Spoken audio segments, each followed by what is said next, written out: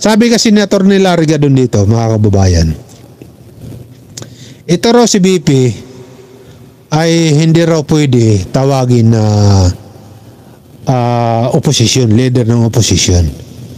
Sabi niya kasi nga po, ang nangyayari po dito, hindi po siya nagsasalita na siya po ang magiging leader. Ang nangyayari po kasi dito, mga kababayan, ang gumagawa lang ng salita ng ganyan na gagawin nilang leader itong si Sara Duterte, itong mga DDS talaga. Diba? Sila po talagang nag-uudyok na dahil sa pag-resign ni BP ay gagawin na raw siyang leader ng oposisyon. Yun. Pero sabi ni Larry Gadon, pinapahiya nyo lang ang vice presidente dahil wala naman siya sinasabing ganon. At totoo naman po, mga kababayan, ako naniniwala ako kay Atty. Larry Gadon na talagang hindi pwede maging oposisyon ng leader ng oposisyon ito si BP Sara Duterte. Bakit? Kasi nga po, ang mga oposisyon ay matagal na po sila dyan. Siguro nararamdaman nyo lang na kayo mga DDS, nararamdaman nyo siguro, baka iniisip nyo na ang oposisyon ay wala na kasi kumampi na kay Pangulong Bongbong Marcos. Hindi po. Anytime, kahit sabihin natin na may mga ginagawang si Pangulong Bongbong Marcos na sumasang-ayon ng mga oposisyon talaga tulad ng mga Dilawan, Pinglawan, at sumasang-ayon sila dito kay Bongbong Marcos, pero hindi nyo po pwede angkinin yung kanilang pangalan na oposisyon dahil matagal na po sila dyan, mga kababayan. Di ba? Matagal na po sila dyan. Kaya nga nanalo itong si Kaya nga po nanalo itong si Risa Hontiveros, 'di ba, sa pagkasenador. Kasi nga mayroon talaga silang malawak na po talaga ang oposisyon, malaki ng grupo, 'di ba? May grupo na po talaga sila na malaki. Kaya nakakahiya naman sa mga balat niyo diyan sa DDS kayo. Nakakahiya naman dito sa mga mga tunay na oposisyon na aagawan nyo sila ng papel. Ano yun? Paano yung mga manok nila? Tulad ni Risa Hontiveros, Laila de Lima, di ba?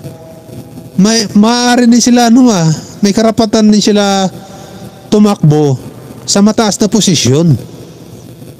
Di ba? May karapatan din po sila tumakbo sa mataas na posisyon tulad nga ng presidente. Lahat po sila.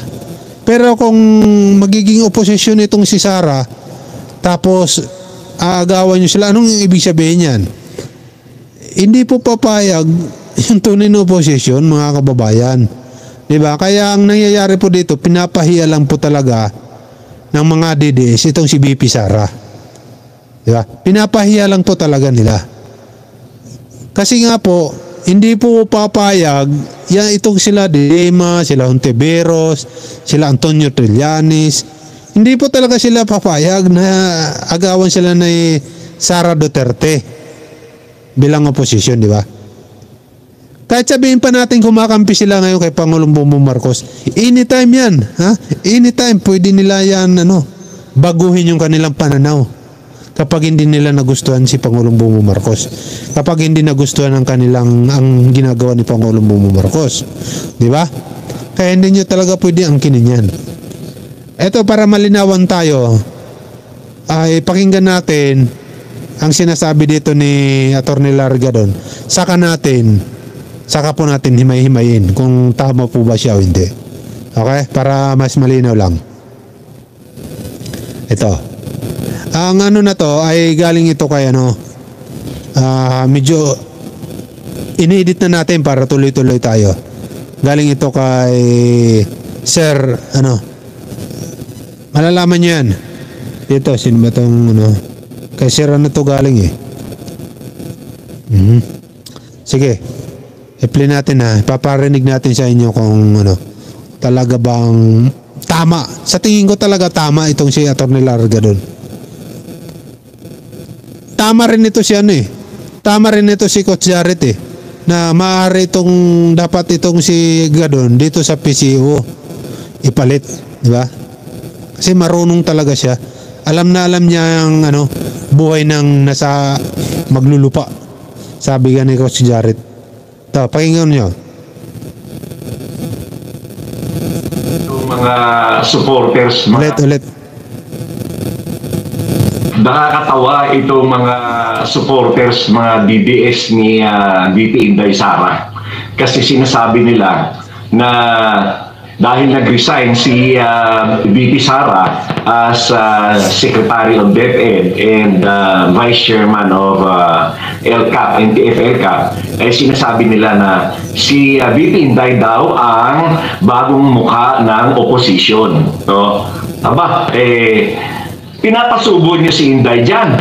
Nakakasiguro ba kayo na gusto niya maging oposisyon?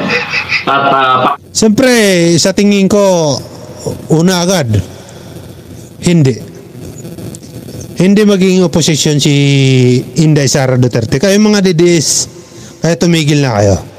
Dahil ngayong oras na to, ay may pahayag na si Inday Sara Duterte na talagang magkaibigan pa rin sila ni Pangulong Bongbong Marcos hanggang ngayon. Kaya paano magiging oposisyon si Inday? Di ba? Kayo lang tong mga mga ipal na mga DDS. Kayo lang po talaga. Kababalita lang ngayon. Ngayong mga oras na to. Kasasabi lang ni Inday Sara, kasi in-interview siya, na mamaya ipa-play natin, na si Pangulong Bongbong Marcos at ito si Inday Sara ay kahit nag-resign siya, magkaibigan pa rin sila. Okay? Ngayon ko nga lang na-realize kaya pala itong si Bongo ay biglang naging madikit dito kay dito sa administrasyon na to. Kasi ultimo si VP Sara ay ganun din. Di ba? Tuloy. pangalawa, baka naman mapahiya siya. Kasi hindi naman siya katanggap-tanggap doon sa mga kaliwa. Correct. Dahil kaaway niya yung mga makabayan black na yan at saka yung mga tinatawag natin ng mga komunista.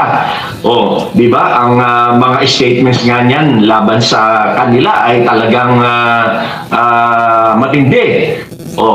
At pangatlo, nakakatiyak ba kayo na tanggap siya ng mga yelo at saka mga kakamping? Siyempre, hindi tatanggapin itong Sinday. Kaya nga, nag-aalangan siya kung saan siya papanig.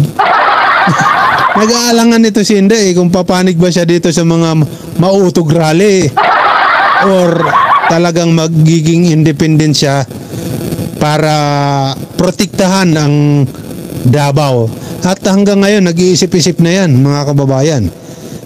Kaya itong mga DDS na to, umaasa lang ito dahil iniisip siguro nila pag naging presidente ito si VP Sara, magkakaroon sila ng mga posisyon sa isa't isa. Di ba? Sila ang uupo dyan bilang mga sekretary. Kaya gano'n sila ka-isip. Himod point ito kay VP. Itong mga DDS na to. Kaaway din niya yung mga yan. Correct. Kalaban din niya. At saka, siyempre, yun namang mga yellows and kakamping, hindi naman papayag yan na pangunahan ng iba pa sapagkat sila mismo ay meron ng solid na 15 million votes. Kung yun yung mga boto nila Lenny. Tama ito Tama itong siya to. Yung mga sinasabi ni Atty. Larga doon. Kasi nga, sabi ko nga sa inyo, yung mga dilawan na to, yung mga oposisyon na to, hindi nyo lang alam kung gaano yung kalawak sila. Hindi nyo alam kung gaano sila karami. Siyempre, yung iba dyan, automatic yan, mga politiko yan nagpapanggap lang yan. Pero talaga, mga yan, mga oposisyon talaga yan. Di ba? Pero mo, oposisyon ka, tapos mananalo ka bilang senador. Ibig sabihin, nakakuha ka ng 50 million itong si Rey Santiveros. Ibig po sabihin mga kababayan, napakalawak na po nila. Kayong mga DDS, sige, tingnan ko nga. Mayroon ba kayong 50 million votes, yeah? Boto para kaya nyo panalunin ng mga senador nyo ngayon 2025. Sige nga. Malamang baka nga sinasabi na Atty. Larga doon 3 milyon lang daw eh. Eh di durog kayo, kay Pacquiao pa lang wala na, durog na kayo. Nila Marojas, nila Bam Aquino ay hindi naman lumalayo sa 15 million yan. So, hindi mo pwedeng sabihin na siya ang bagong mukha na oposisyon. Hindi pwedeng sabihin na si Inday Sara ang bagong mukha na oposisyon. Aba, nag-hallucinate kayo. Parang mapahiya si Inday. Ano yun? Hallucinate? Ano? Tama ba? Hallucinate? Ano ba yun? Hallucinate? Ano yun? Parang imagination? Tama ba? Saka, baka mapahiya rin kayo. Sigurado ako mapapahiya kayo dahil kagaya nga na sinasabi ko, hindi siya katanggap-tanggap doon sa mga kaliwa at hindi rin siya katanggap-tanggap doon sa mga yelo at mga kakamping. Kung naalala nyo kung paano ang naging relasyon ni former President Duterte at si former VP Leni Robredo, wala masasabi mo bang tatanggapin si Inday para bilang leader nila at bilang mukha ng oposisyon? Abay, katawa-tawa kayo. Pinapasubo niyo si Inday eh. Yan ang mahirap sa inyo. Kagaya ng nangyari sa kanya. Bakit nasira ang magandang relasyon ng Uniteam? Kasi wala kayong ginawa kundi tawagin si Presidente Bongbong Marcos na drug addict at saka bangag. So, kanino nag-backfire yan? Sino may kasalanan yan? Kayo, na mga DDS, na mga vloggers, yung mga paid vloggers. Kasi pinapasubo. Paid vloggers. Paid vloggers.